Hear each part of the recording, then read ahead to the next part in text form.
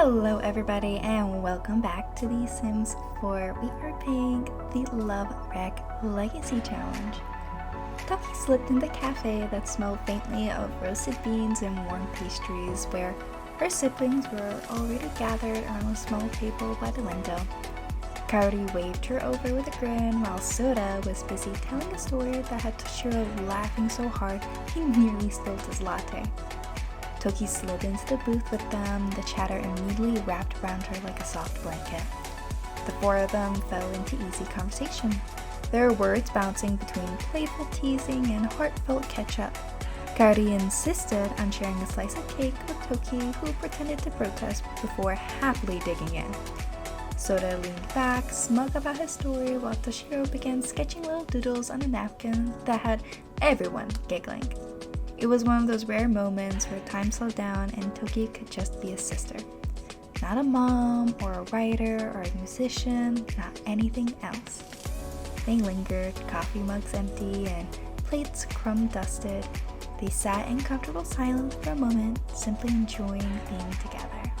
The afternoon sun poured golden light through a canopy of leaves, dappling the park's winding path where Tokie strolled with Ryou by his side.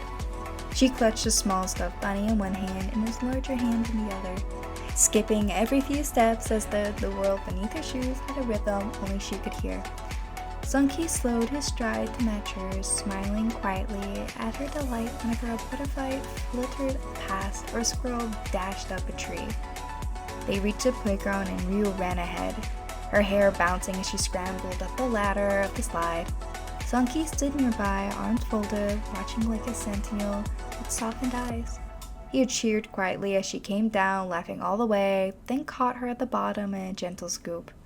Though his back may be aching, he could always have time and energy to hold his baby girl. They settled on a bench with juice boxes and sandwiches, Ryou leaning against his arm as she recounted every grand adventure she imagined during her play. Tokie nodded patiently, interjecting with mock gasps or approved hums, encouraging her every twist and turn. When she pressed her half-empty juice box in his hands, insisting he finished it, he chuckled and did so with exaggerated seriousness. The park was alive with the sound of children playing, and Tokie strolled slowly along the path with little Kaida now perched on his shoulders. Though the other day he had taken Ryou out, it was about time he took his youngest. She squealed with delight at every dog that passed and clapped whenever the breeze carried a swirl of autumn leaves across the path. Tokie pointed out ducks by the pond and Kaida leaned forward to wave at them, her giggles ringing like little bells. For him, the world felt softer here, grounded in the small, simple joys of his daughter's wonder. Later, the circus tent glowed like a lantern against the dusk, and Kaida's eyes widened at the sight of it. Tokie carried her inside, her little hand wrapped tightly in his, and together they watched performers juggle, tumble, and balance on tight ropes. Kaida clapped wildly every time the acrobat soared, crumbs from popcorn he bought dusting her chin. Tokie laughed quietly, more entranced by her delight than the spectacle itself. His heart full as she leaned sleepily against him at the end of the show, still murmuring about the flying people in the sky.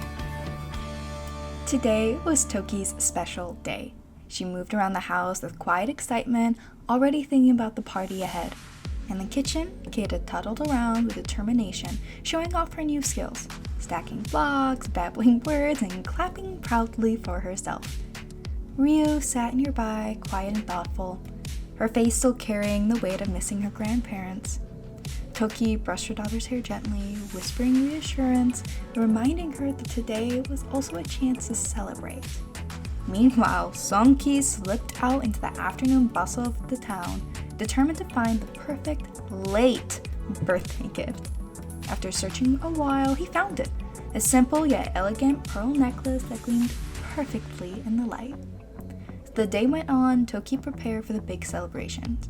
She packed up the desserts, the entrees, the little snackies, and even the decorations that should be hanging up later in the lounge.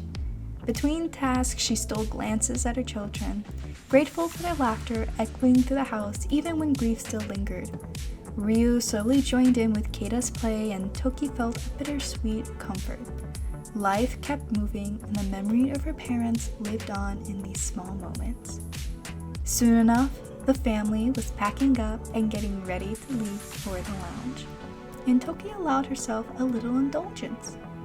A new makeover.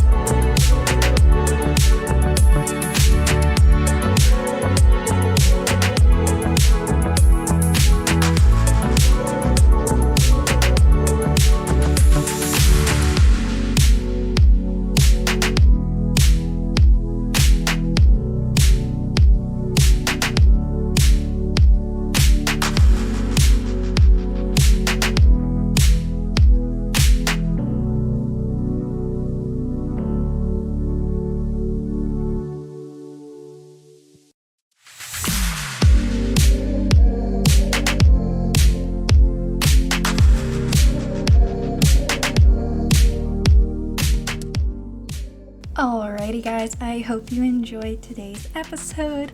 I was not expecting Tokie to actually cheat on Sunki. So that's a fun development on the relationship, but everything will be okay. I'll figure it out. But I hope you guys enjoyed it, and remember to have a nice day and stay safe. Bye!